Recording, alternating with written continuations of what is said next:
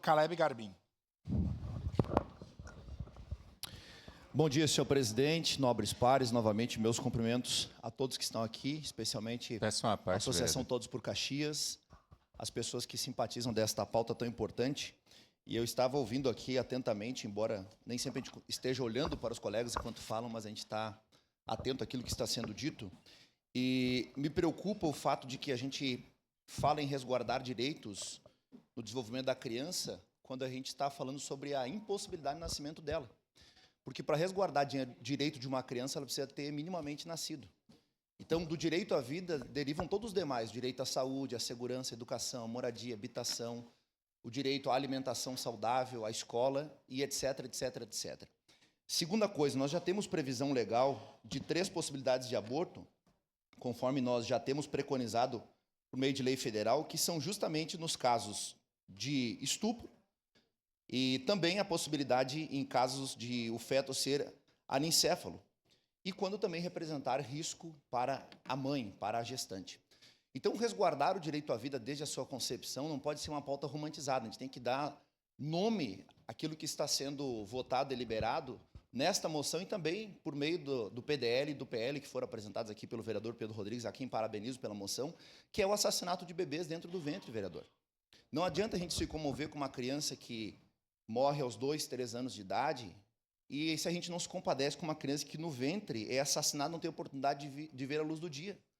Porque o filhotinho de tartaruga hoje na nossa sociedade está valendo mais do que um feto.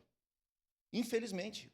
Hoje existe maior preocupação com o feto, com o filhotinho da tartaruga, do que com o bebê, com o ser humano.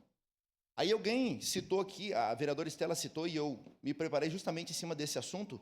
O Sistema Nacional de Adoção e Acolhimento nos aponta que nós temos mais de 46 mil pessoas pretendentes cadastradas em todo o país para adotar. Sabe quantas crianças nós temos na fila de adoção no nosso país? 3.800. 3.800 crianças estão lá para ser adotadas. Ah, mas as pessoas preferem adotar a criança com menos de 3 anos e a maioria tem 6 anos. É verdade, mas isso é uma mudança que se faz socialmente e culturalmente, não punindo um inocente. Você não pune o inocente. Já existe, como foi bem dito pelo vereador Sandro Fantinel, a previsão legal, por lei federal, para o aborto em casos de estupro. Então, isso é ponto pacificado, isso está resolvido pela lei. Nós concordando, não existe essa lei. O que está se falando aqui é justamente sobre o fato de não simplesmente banalizar o que é feito. E tem um detalhe, nós falamos aqui sobre a questão da saúde das mulheres. Vamos lá aos fatos. Pesquisas científicas também relacionam o aborto a um maior risco de doenças mentais. Um artigo publicado pelo British Journal of Psychiatry, em 2011, por exemplo, revisou 22 estudos sobre os efeitos do aborto na saúde mental feminina. Olha só, a conclusão foi a de que o risco de doenças mentais é 81% maior em mulheres que fizeram aborto. A revisão também destacou que mulheres que abortam têm 34% mais chance de sofrer de ansiedade, 37% mais de depressão, 110% a mais de risco de se tornarem alcoólatras e 115% a mais de risco de tentarem o suicídio. Quando se tira a vida de uma criança, por consequência, ao longo prazo, está se tirando a vida da mãe também. E ninguém está falando sobre isso. É fácil nós romantizarmos a pauta e o assunto.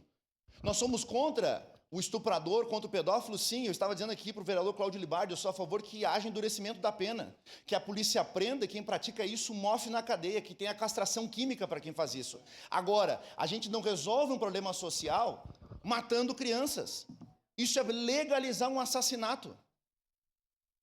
E me chama a atenção que a gente usa um verniz da preocupação social. Então, vamos matar crianças, porque, afinal de contas, acabando com o problema que são as crianças, a gente resolve com o problema todo social do país. Não vai mudar. É só olhar os dados estão aqui, não tem como mentir.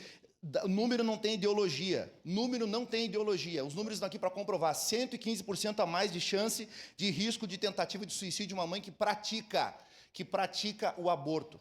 Para não dizer todos os riscos que existem para a mãe quando pratica o aborto.